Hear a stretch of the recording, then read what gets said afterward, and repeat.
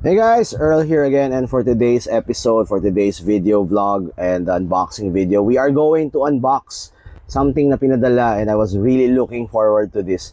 Pinadala to ni Akaso. So this is the Akaso 360 camera. It's out in the market now and I'm hoping that it's really good. Pero right now, I'm still gonna field test it. Pero at this moment in time, i-unbox lang natin siya. Gusto ko lang ipakita sa inyo yung laman, ano yung ini-expect ninyo dito sa box, and siguro how to set it up a little bit. So first things first, ito yung box, ito yung itsura ng box. Ayan yung ano niya, front. Tapos there's the sides, have the same design. Well, the other one is ano. Tapos the back has a lot of details that you're going to, well, it's gonna show you what's inside the box then. Let me read off some of things here. So we have, tumatandaan tayo. 5.7K 360 video with 72 megapixels and 360 degree photo, 360 super smooth, invisible selfie stick, dual 1.5 sensors, 2.29-inch touchscreen display, AI tracking, and it's also weatherproof. What's in the box? What's in the box? You have the unit itself, you have the 120cm invisible selfie stick, you have the protective pouch, you have the USB cable Type-C, battery charging case, you have 3 batteries and 1 lens cloth and 1 quick start guide. So yeah, buksan na natin siya and I'm excited to see what is this. Hindi ko pa nahawakan to. I missed out on the event so hindi ko siya na hands-on. Pero ito na nga, buksan na natin siya. So how do you open on this video? I'm going to show you. Ito lang siya sa side. May notch dito. Just open it like so. Tapos, ito na yung makikita niyo sa box. And 2 segments here. And as you can see, there's 2 segments. Let's pull out the first one dito using these tabs. So, the first one that I got is the actual unit itself. Ayan. So, tanggalin na natin siya sa box. Pakita ko sa inyo kung ano laman. And hopefully, mainganyo ko kayo na bumili. So, ito na yon. What do we have here are the following. Ito yata yung pang wipe. Yes, ito yung cloth. Ayan. Tapos, meron din tayong a couple of manuals dito. Ayan, instruction manuals. Always take time to read your manuals, guys, kasi nalaking tulong ito. So, you have the charging instructions dito, and you have the operations. Very easy to understand din naman. Tapos, I think you have the app din dito, the QR code para ma-scan mo yung app, para ma-sync mo siya sa phone mo. And then, ito na yung actual unit. Ayan. Okay, I'm gonna show it to you kung ano. Let's pull it out of the plastic. Ito. Ayan. Uy. In fairness, first impression, medyo mabigat siya. Alright, mabigat. Pero you have to have that certain amount na mabigat para din hindi naman siya flimsy na pagka tumatakbo ka, nilagay mo sa kotse, nilagay mo sa motor, nilagay mo sa bike, tapos biglang dahil sobrang ganya, lili pa rin din siya. I also have to guess yung factor in dito, yung battery. May battery, mabigat yung battery. Haven't seen the battery yet, pero it's somewhere here sa box.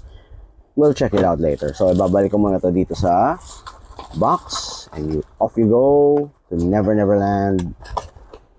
Poof. Next box. Ito na. Pull this from the tab again.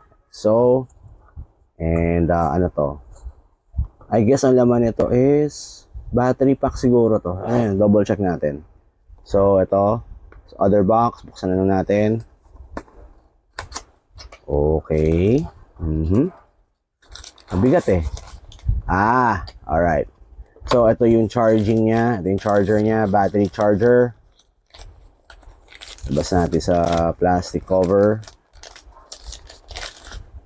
Ito yung charging case ng battery. Ayan. Tapos, ito yung 3 batteries. Wait. So, hindi pa siya mabigat siya as is. Wala pa yung battery. So, good on this. Siyempre may mga bago na mga version sa market na ibang mga products, pero as it stands with the price point that Tech Life offers for consumers, not bad. Okay. Tingnan natin to dito. Ano pa laman ng box na to? I guess, yeah, ito mga, ito na, yung USB cable niya guys is type C. Shame on you naman kung type B pa yung USB ninyo, no? Parang kapalang pa ni Mahoma yan. So ito, type B, ay type C. Mukhang mahaba rin naman. Okay, let's put it back in the box. And then, I think last one here sa ating box ay ang selfie stick. Hindi na kailangan. Don't even have to ito yung selfie stick niya. So naka-latch siya dyan sa baba. Meron siyang parang loop na pwede mong saksakan ng selfie stick. So ito yung selfie stick. Tanggalin lang natin sa wrappings niya. Just to show you kung ano ba to? Baka mamaya mali mo ako. Masira ko pa to. Ito. Yan. Oy. Mabigat-bigat din siya. So, selfie stick goes here. May branding ng Akaso dito sa side, as you can see here. Tapos, maganda naman yung quality ng okay naman yung quality ng grip niya. Medyo grippy din siya, pero, yeah. It could have been more, material could have been different. Pero, yeah, at the same price. Again, price point ang pinag-uusapan natin dito sa product. So, okay lang. So, ikakabit lang natin siya just to show you. Screw mo lang siya dyan. Yan. See? So, may notch din dito. So, pwede mo siya may hole din para mong hindi na yata siya na-extend. Ayun, na-extend pa. Kala ko hindi. So, extend na natin. Mahaba-haba rin. Mahaba siya. Pero, ayan, 360 naman siya. So, kahit anong angulo mo siya, ganun. Okay lang. Kahit lagay mo siya sa backpack mo for an event, lagay mo siya dyan, mount mo siya dito sa likod mo like a ninja. It's gonna run around like that. It's okay. So, ayun nga. Box, ano pa ba laman nito?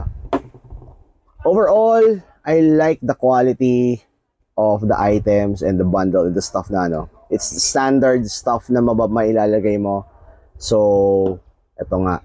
Tapos, on a separate video, I'm gonna make a video on how to operate this, how to use this. Pero let me check lang. Baka maybe we can skip that and just go straight to the... May charge Kung wala.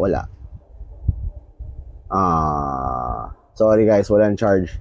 So, for the next video, operate natin to. And I'm gonna show you how to use this, how to navigate, and what are the good stuff dito sa Akaso 360 camera na to. In the meantime, ayan, your first 360 action camera. I guess part din ng messaging nila and part of the branding is it's an entry level action camera. Pretty good.